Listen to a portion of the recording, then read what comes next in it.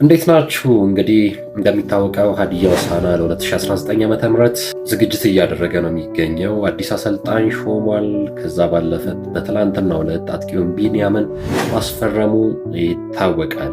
ዛሬም አዳዲስ ተጫዋቾችን እያስፈረመ ነው። አንድ አፍታ እስኪ ስለ ቢኒያም እናወራለን ማለት ነው።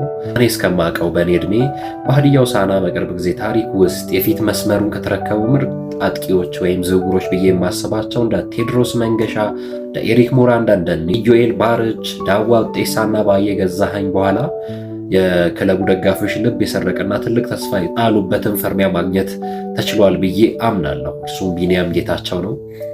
በተለይ ቅርብ ወራት ባሳየው አስደናቂ ብቃት በፋሲል ከነማ የነበረውን ውል አቋርጦ ወደ ኢትዮጵያ ቡና ካመራ በኋላ በሁለተኛው ዙር በ6 ወራት ውስጥ ሳይን ግቦችን በማስቆጠር ከእርሱ የተሻለ ግብ አስቆጣሪ በሊጉ እንዳይኖር አድርጓል ማለት ነው። የቢኒያም ጌታቸው የእድገት ደረጃዎችና የዋንጫ ስኬቶችን እስኪ ሃይላይት እናያለን ማለት ነው።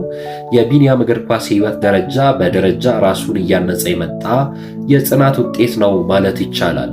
መነሻ የሚሆነው በከምባታ ዞን ከጎማጣ ሜዳ እስከ አንገጫ ስቴዲየም ድረስ የዘለቀ ነው ማለት ነው።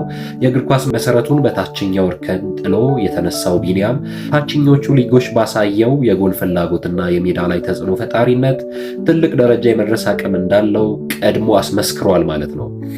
በብሔራዊ ሊጉ ከሀምበሪቾ ዱራሜ ጋር የነበረው ቆይታ በጣም ስኬታማ የነበረ ሲሆን ብሔራዊ ሊጉ ዋንጫ ባለቤት ማድረግ ብቻ ሳይሆን የውድድሩ ኮከብ ግብ አግቢ በመሆን ዋንጫና የክብር አክሊል ተቀናጅቷል።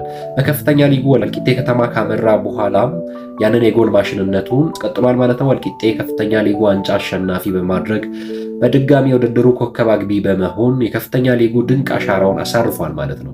በኢትዮጵያ ፕሪሚየር ሊግ ያሳየው እያደገ የመጣ ተጽዕኖ ወደ ሀገሪቱ ቁጥር 1 ሊግ ሲሸጋገርም የማስቆጠር አቅሙ አልቀነሰም ማለት ነው። አዲስ አበባ ከተማ ፕሪሚየር ሊጉ ለመጀመሪያ ጊዜ በስፋት የተዋወቀበትና ተስፋ ሰጪ እንቅስቃሴ ያሳየበት ቆይታ አድርጓል ማለት ነው። ድሬዳዋ ከተማ በማምራት በ2015 የውድድር ዘመን 14 ግቦችን በማስቆጠር የሊጉ 3ኛው ከፍተኛ ግብ አስቆጣሪ ለመሆን በቅቷል ማለት ነው። ከኢትዮጵያዊ አጥቂዎች 2ኛ ምርጥ ሆኖ አጠናቋል ማለት ነው። ከድሬዳዋ ከተማ በኋላ ንግድ ባንክን ተቀላቅሎ የተጫወተበት ቆይታ ነው ማለት ነው። ፋሲል ከተማና የኢትዮጵያ ቡና የባቸው ዓመታት ናቸው ማለት ነው። ከፋሲል ከነማ ጋር የነበረው ውል ካቋረጠ በኋላ ወደ ኢትዮጵያ ቡና ያመራ ሲሆን ፋሲል ከነማ ቆይታው በኋላ ውሉን አቋርጦ በ2018 አጋማሽ ወደ ኢትዮጵያ ቡና ካመራ በኋላ በሁለተኛው ዙር ባከናወናቸው ጨዋታዎች 6 ግቦችን በመረብ ላይ በማሳረፍ በወቅቱ በሊግ 2ኛ ዙር ከእርሱ በላይ ግብ ያስቆጠረ ተጫዋች